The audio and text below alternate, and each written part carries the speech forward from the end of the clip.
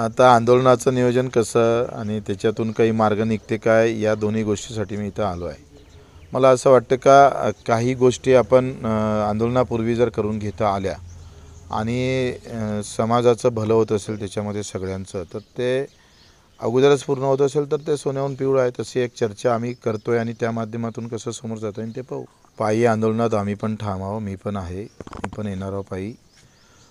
कारण आम्ही जे शब्द दिला ते शब्द आपण कुठेही म्हणजे टाळतो असं नाही आहे. दिलेल्या शब्दावर आम्ही त्या आंदोलनात मी सुद्धा सहभागी होईल.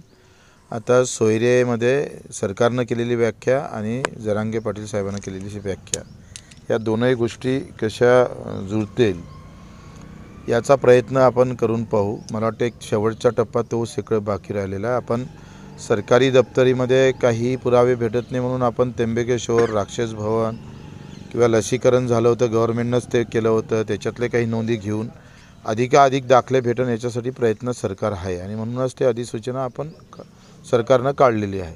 तर त्यामध्ये अधिक काही सुटू शकतं म्हणून आपण सगळे सोरेवर येतो आहे. आता ते जर व्यवस्थित झालं तर मला वाटतं एक चांगला निर्णय होऊ शकतं.